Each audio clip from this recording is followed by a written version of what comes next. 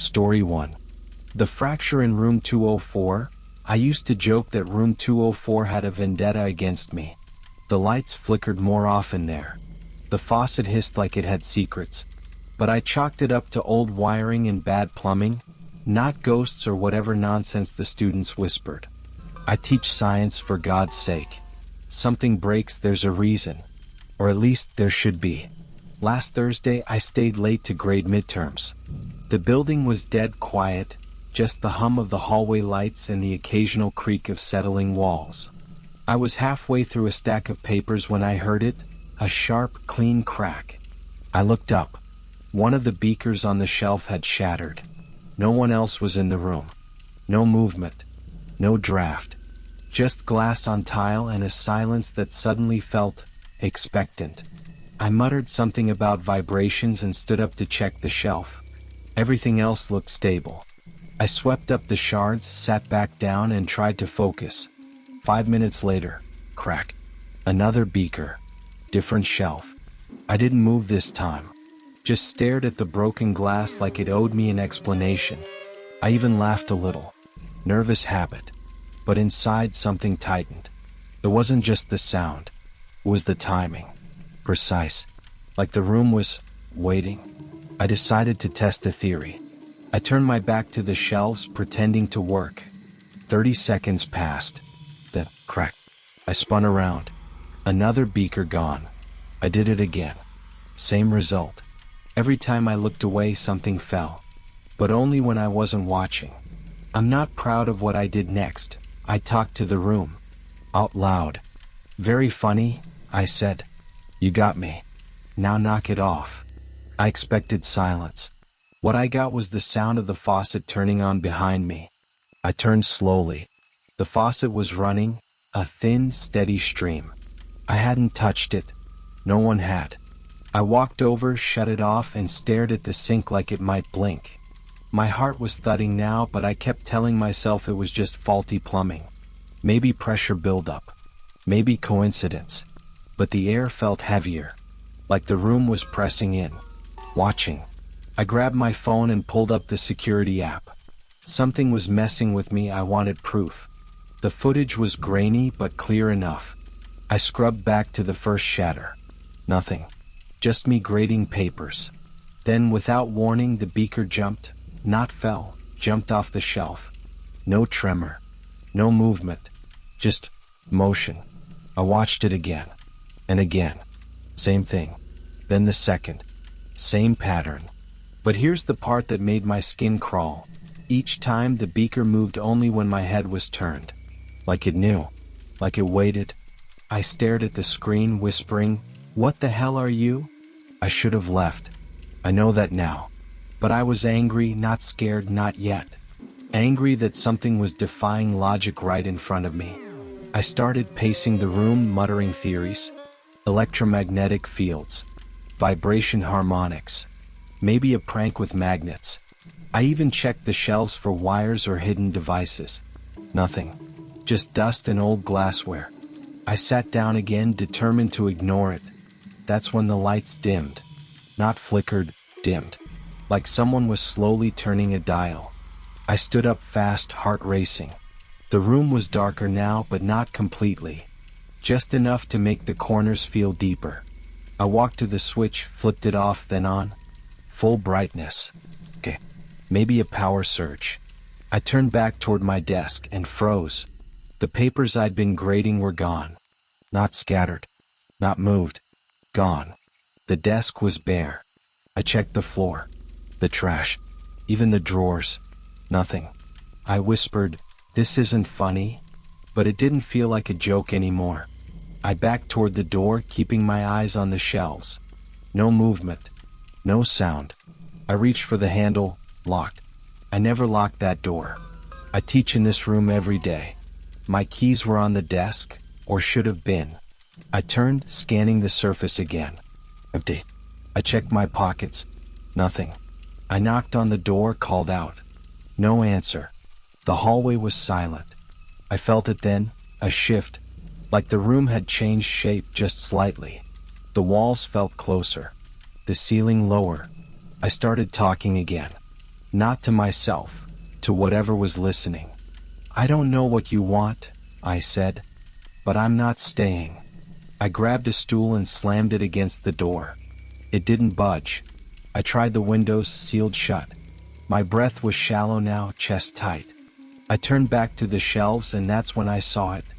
A fracture. Thin and jagged, running across the far wall like a crack in glass. It hadn't been there before, and it was growing. The fracture pulsed, I swear it did, like it was breathing. I stepped closer, drawn in despite every instinct screaming to run. The crack shimmered just slightly like heat off pavement. And then, something moved behind it. Not a shadow. Not a reflection. Something else. I stumbled back, knocking over a stool. The sound echoed too loud, like the room was amplifying it. I turned to the door again, and it was open. Just like that. Wide open. Papers back on the desk. Lights normal. Everything reset. I didn't ask questions. I grabbed my bag and left. I haven't gone back to room 204. I told the principal I needed a different classroom. Said it was a personal issue. She didn't press. But I still have the footage. I watch it sometimes late at night, hoping it'll make sense. It never does. And last night I noticed something new. In the final frame, just before the beaker jumps, there's a flicker in the wall. Like the fracture is still there. Growing. If anyone's ever seen something like this, please say something. I need to know I'm not the only one. Story 2. The sequence. I know how this sounds. Believe me, I do. But I swear I wasn't imagining it. I was alone in the lab, again, trying to finish the last sequence of my polymer analysis before the deadline. It was past midnight, and the building was dead quiet, except for the hum of the fridge and the occasional click from the fluorescent lights overhead. I'd been recording voice notes to keep track of my process, like always. But that night, something changed. The first vial fell when I said the word acetone. Just a soft clink. I thought maybe I'd bumped the bench. But then the second one fell. And the third. Perfectly spaced. Left to right. I froze. My voice recorder was still running. I replayed the last 10 seconds. Acetone. Methyl group. Reaction time.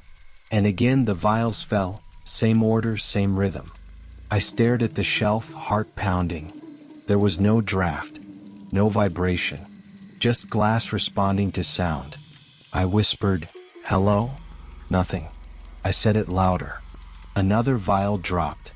I backed away slowly, trying not to breathe too loud. I didn't know what I was afraid of yet, but I knew something was wrong. I tried silence.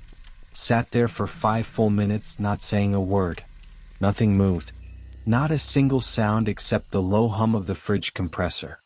Then I whispered again just to test, "Is anyone here?" Pause. The click. One vial. Far right. I felt my stomach drop. It wasn't random. It was answering me. I turned off the recorder, thinking maybe it was some kind of feedback loop. But even without it, the glass still responded. Only to my voice. Not to footsteps.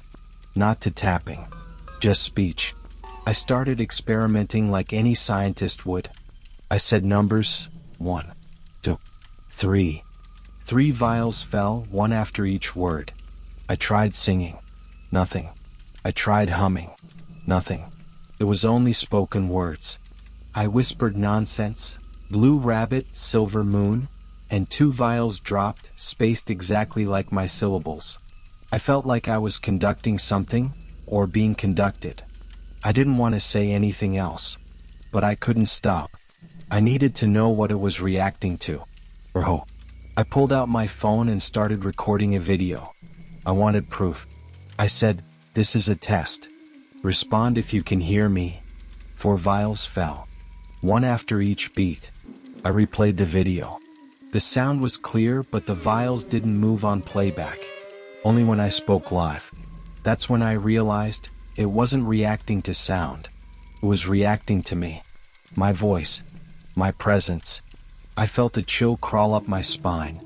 I wasn't just being heard. I was being listened to. I tried to leave. grabbed my bag, headed for the door. But I couldn't stop looking back at the shelf. The vials were still. Silent. I whispered, "Goodbye." Nothing. I said it again, louder. Clink. One vial. Dead center. I didn't know what that meant. Was it a warning? Farewell? I stood there, frozen, watching the glass. I didn't want to speak again, but I had to know if it would follow me. I walked out into the hallway, whispering as I went. Testing, testing, nothing. No response. I turned back toward the lab and said, "Can you hear me?" And from inside, faint but unmistakable, I heard a vial fall. I hadn't even opened the door. It was still listening. Through walls. Through silence. I felt my throat tighten. I wasn't just being observed. I was being followed. Not physically, but through sound. Through speech. Through something I couldn't see. I didn't go home. I sat in the break room with the lights on, staring at the floor. My voice felt dangerous. I didn't want to speak. I texted my advisor, saying I'd be late with the results. I didn't mention the vials. Who would believe that? I tried to sleep on the couch, but every time I closed my eyes, I imagined glass falling in the dark. That soft, deliberate clink. Like a metronome. Like breathing. I kept thinking, what if it wasn't reacting to me? What if it was learning me? By morning, I convinced myself it was stress. Sleep deprivation. Maybe I'd knocked the shelf without noticing. Maybe the vials were unstable. I needed to believe that. I needed to feel sane. I went back to the lab around 8 a.m., sunlight pouring through the windows. Everything looked normal. Shelf intact. Vials upright. I took a deep breath and said, "Good morning." Nothing. I smiled, relieved. Maybe it was over. Maybe it was just a hallucination. Then I saw it. One vial, just one, was missing. Not broken. Not on the floor. Just gone. I checked under the bench, behind the trash can, even inside the fridge. Nothing. I counted the remaining vials. 31. There had been 32. I was sure of it. I checked my video again. 32. I whispered, "Where did it go?" And from the far end of the shelf, one more fell. Slow. Precise. Like punctuation. I stopped speaking entirely. 4 hours. I wrote notes instead. Typed silently. Avoided eye contact with the shelf. But every time I glanced up, I swore the vials had shifted. Just slightly. Left or right. Like they were waiting. Like they were aligning themselves. I wanted to scream, but I didn't dare. I didn't want to give it more of my voice. I didn't want to feed it. I started wondering, was it the glass? The air? The space itself? Or was something inside the vials? Listening? Before I left, I whispered one last thing. I don't know why. Maybe I wanted closure. Maybe I wanted to test it again. I said, "I'm not coming back." And 3 vials fell. One after the other. Perfect rhythm. Perfect timing. I ran. I haven't stepped foot in that lab since. But sometimes when I speak alone in my apartment, I hear a faint clink. Just once. Just enough. If anyone's ever been through something like this, please say something. I need to know I'm not the only one. Story 3. The Echo Shelf. I always double-check the calibration logs. Triple-check if I'm being honest. That's just how I am. I work in a sterile testing lab for a biotech startup in Portland, the kind of place where everything hums quietly and smells faintly of ethanol. Last Thursday, I was assigned to run a stress test on a new containment shelf system. Nothing fancy. Just a row of reinforced glass vials, each filled with synthetic compounds, arranged by weight and viscosity. I remember the hum of the overhead lights. The way the floor felt slightly sticky. Under my soles. And the silence. The kind that presses against your ears until you start hearing your own pulse. I was halfway through the vocal response test, speaking commands to the shelf's interface, when I heard it. A whisper. Not loud. Not clear. Just wrong. It came from the shelf itself, I swear. Like my own voice bouncing back at me, but softer. Slower. mimicking my tone, not my words. I froze. My breath caught in my throat. I repeated the command, "Shelf A, initiate sequence." And again the whisper followed, not through the speakers but from the vials. From inside the glass. I leaned closer, heart thudding. That's when the first vial tipped over. No wind, no vibration, just a soft clink. Perfectly timed with my heartbeat. I stepped back instinctively, but my eyes stayed locked on the shelf. Another vial fell. Then another. Each one landing with a soft, deliberate tap. I counted them. 5, 6, 7. All spaced out like a metronome synced to my pulse. I pressed my hand to my chest, trying to slow it down, and the vials responded. The rhythm shifted. Slower. Like it was listening. I whispered, "Stop." Just to see. And for a moment, it did. No movement. No sound. Just the faint echo of my own breath bouncing off the glass. I turned toward the exit. The lab door was 10 steps away. I took one, and the shelf creaked. Not loudly. Just enough to make me hesitate. I took another step. A vial rolled off the edge and shattered. I ran to the door and slammed my palm against the release panel. Nothing. The light blinked red. Locked. I tried again. Same result. My fingers trembled as I typed the override code. Invalid. I knew that code. I'd used it 100 times. I looked back at the shelf. The remaining vials were vibrating now. Just slightly. Like they were waiting. I started talking to myself. Not out loud, just in my head. Trying to stay calm. It's a malfunction. Just a glitch. Shelves don't listen. Shelves don't mimic. But the whisper came again. This time it matched my internal voice. Not the words but the cadence. Like it was inside me. I backed away from the door and crouched behind the workstation, trying to hide. As if that would help. The shelf was still. Silent. But I could feel it. Watching. Not with eyes. With attention. Like it had tuned itself to me. I pulled out my phone to call security. No signal. No Wi-Fi. Just a single notification. Recording in progress. I hadn't opened the app. I hadn't touched anything. I tapped to stop it, but the screen froze. Then the whisper came again, through the phone this time. My voice. Distorted. Slurred. "You're not done." I dropped it. The sound kept playing. Louder. The shelf responded. Vials began to fall again, faster now. Not in rhythm. In panic. Matching mine. I crawled toward the emergency panel near the back wall. My knees scraped against the linoleum, and I could feel every grain of dust, every sticky patch where cleaning had missed. I punched the manual override. Nothing. The lights flickered. Not all at once, but in a wave, like something was moving through the wiring. I looked up. The shelf was bending. Not physically, but visually. Like the edges were warping, pulsing with my breath. I closed my eyes and tried to count backwards from 10. I got to 6 before the whisper returned, right behind my ear. I spun around, but no one was there. Just the shelf. Just the vials. I stood up, shaking, and screamed at it. "What do you want?" The whisper didn't answer. But the shelf did. Every vial dropped at once. A deafening crash. Glass and liquid everywhere. I stumbled back, slipping on the slick floor. My elbow hit the workstation, sending a monitor flying.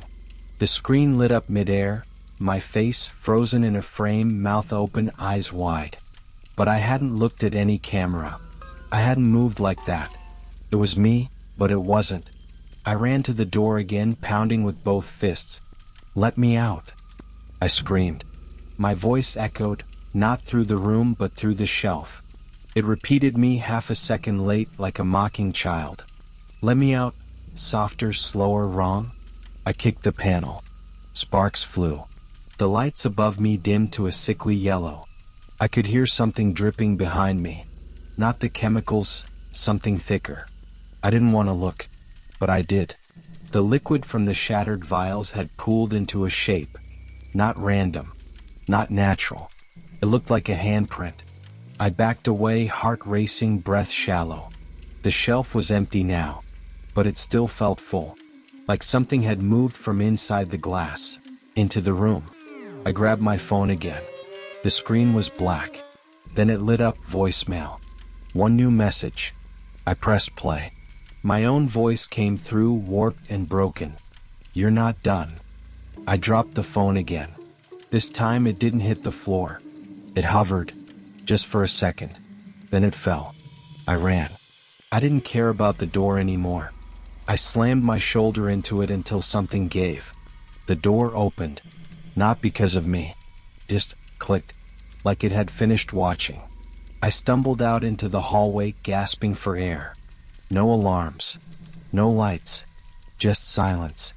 I didn't stop running until I was outside, under the gray sky, surrounded by the hum of traffic and the distant bark of a dog. Normal sounds. Safe sounds. I collapsed on the curb and cried. Not because I was hurt, but because I knew whatever had happened in there, it wasn't over. I could still feel it, like static under my skin. That night I checked my phone again. The voicemail was gone. No trace. No recording app. Nothing.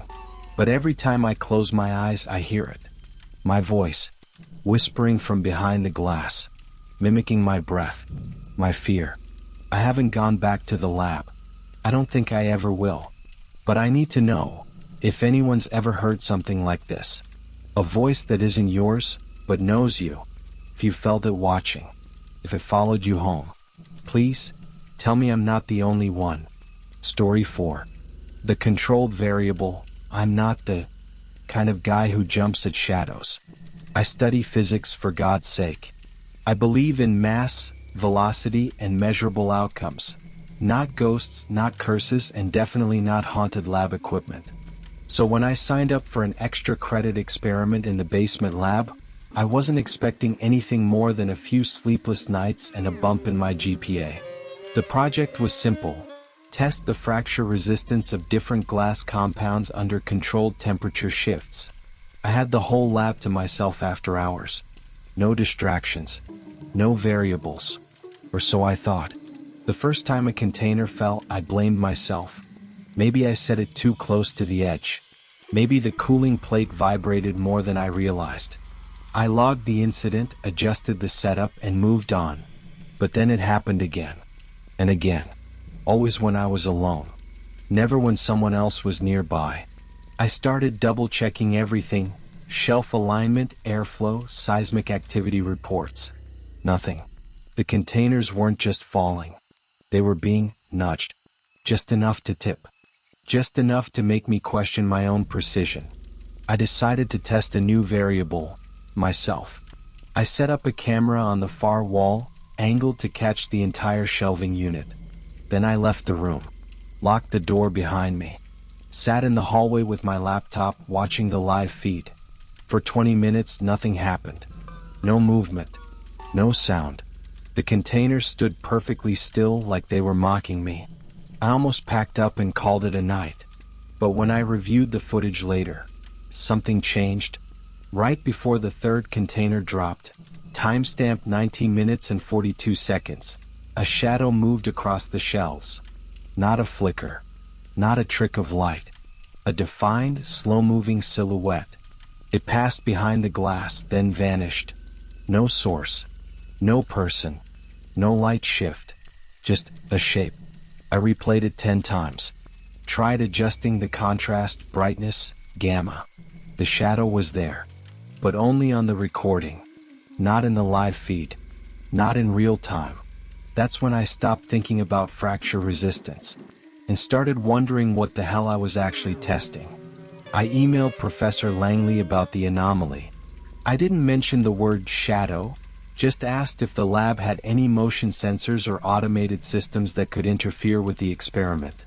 He replied with a single line, "The lab is isolated. No automation. Continue your work." No explanation.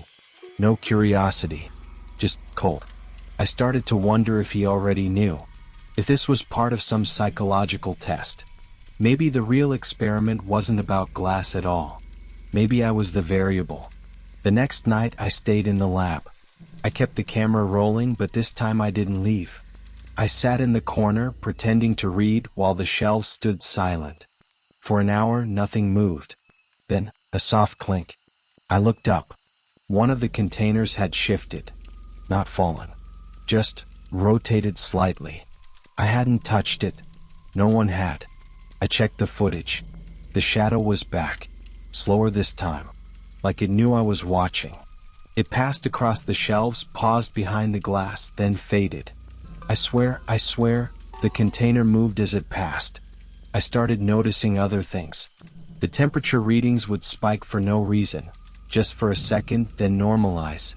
The lights flickered, but only when I looked away. My notes, which I kept obsessively organized, began to shift on the desk. Pages out of order. Words I didn't remember writing. One entry just said, "It watches when you don't." I don't remember typing that. I don't even remember thinking it. But it was in my handwriting. Dated. Locked. Like it had always been there. I tried bringing a friend in, Marcus, another physics major. I didn't tell him everything, just said I needed help recalibrating the cooling plate. He stayed for 2 hours. Nothing happened. No shadows. No movement.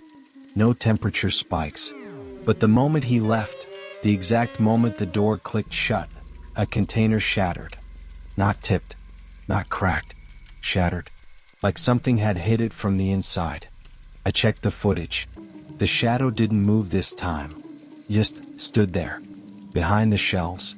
Waiting. I stopped sleeping. I started staying in the lab overnight, trying to catch it in real time. I set up multiple cameras, motion sensors, even a thermal scanner I borrowed from the engineering department.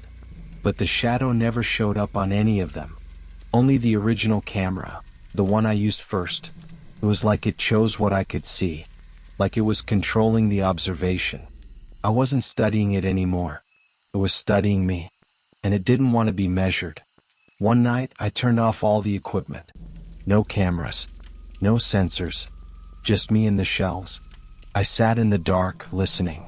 The silence was thick, like the air had weight. Then I heard it. A whisper. Not words. Just breath. Right behind me. I turned, but there was nothing. Still, I felt it, that pressure in the room, like something was leaning in. Watching. I didn't move. Didn't speak. And then, the shelves creaked. All of them. Slowly. Like something was walking past. I ran. Left everything behind. My notes. My footage. Even my laptop. I didn't care. I just needed to get out. I haven't been back to that lab since. But sometimes late at night I still hear the sound, that soft creak of shelves shifting. I checked my phone last week and found a video I don't remember recording. It's from inside the lab. The shelves. The containers. And in the corner, that shadow. Still there. Still watching. I didn't take that video. I swear I didn't. I don't know what the experiment was really about. I don't know if Professor Langley ever expected me to finish it. But I think I was never meant to study the glass. I think the lab was studying me. And whatever that shadow is, it's not done. If anyone's ever seen something like this, a place that watches you back, please say something. I need to know I'm not the only one. Story 5. The Silent Spill. I've never bought into school. Legends. Every place has its haunted hallway or cursed locker, and it's always just some bored kid trying to spice up detention. So when I took the job at Fairview High and heard whispers about the West Wing lab, sealed off since a student supposedly vanished mid-detention, I rolled my eyes so hard I nearly sprained something. They said the kid was never found, that the lab was locked the same night, that no one ever cleaned it out. Cute story. But I teach chemistry, not campfire tales. And I hate unanswered questions. Last Friday, I stayed late to prep for Monday's lesson. The janitor had already left, and the building was dead quiet, perfect for snooping. I had found the old key in a forgotten drawer in the staff lounge weeks ago. It was unlabeled, but something about it felt deliberate, like someone wanted it to be found. I walked down the west wing, past flickering lights and dusty lockers, until I reached the sealed lab. The key turned easily. No resistance. No creak. Just a soft click, and the door opened like it had been waiting. The air inside was stale but not rotten. Just paused. Like the room hadn't exhaled in years. Everything was still in place. Desks, stools, even a half-erased formula on the whiteboard. It was eerie, sure, but not terrifying. I started scanning the shelves, curious if any old chemicals had been left behind. Most of the vials were dusty, their labels faded. I took a few notes, thinking maybe I could salvage some for demonstration purposes. That's when I noticed the observation mirror on the far wall, the kind used for monitoring students during experiments. It was spotless. Too spotless. I walked past the shelves, and that's when it started. A soft movement behind me.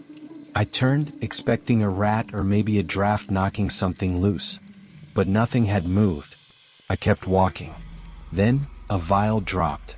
I saw it fall in my peripheral vision. But there was no sound. No clink. No shatter. Just silence. I spun around. The vial was gone. Not broken. Not rolled under a table. Just gone. I stared at the shelf, heart thudding now, trying to rationalize. Maybe I imagined it. Maybe it was a trick of the light. I took a cautious step forward, scanning the floor. Nothing. No glass. No liquid. Just the same dusty tiles. Then another vial fell, this time from the top shelf. I saw it drop. I saw it twist in the air. But again, no sound. And when I turned to look, it was gone too. My breath caught. I wasn't imagining this. I backed away slowly, eyes darting between the shelves and the mirror.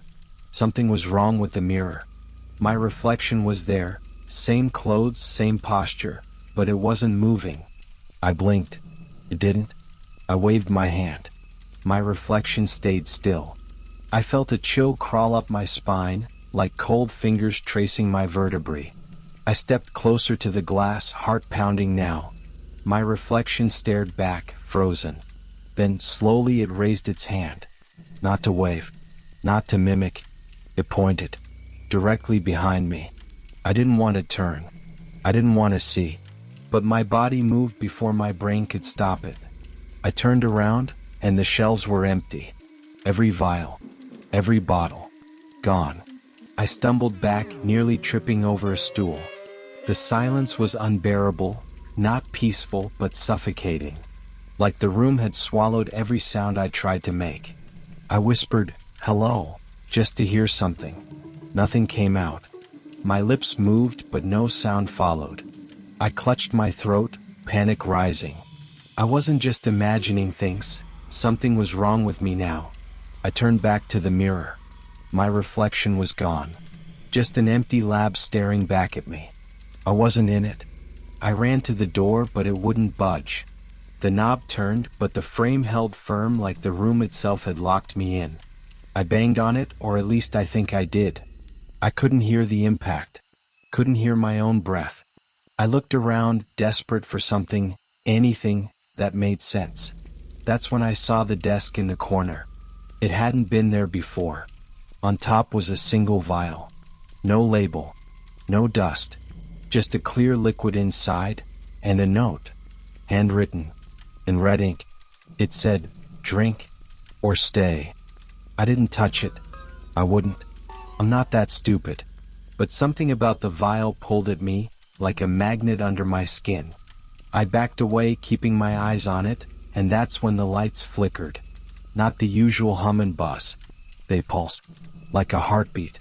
And with each pulse, the room changed. The desk shifted. The wall stretched. The mirror, it came back to life. My reflection was there again. But it wasn't me. It was smiling. Wide. Too wide. And its eyes, they were bleeding. I screamed. Or tried to. Still no sound. I grabbed a stool and hurled it at the mirror. It hit, I saw the impact, but the glass didn't crack. It rippled. Like water. And my reflection reached through. Its hand came out first. Pell. What? It touched the floor and left no mark. Then it pulled itself halfway through, dragging its torso out like it was being born. I ran to the shelves searching for anything to use as a weapon. But they were still empty, completely bare. Except for the sound. It started low. A hum. Then a whisper. Then dozens of whispers overlapping, echoing inside my skull. I couldn't tell what they were saying. The words were backwards, tangled. But they were coming from the mirror. From the thing crawling out of it. I turned back to the desk. The vial was gone. The note too. In its place was a photo.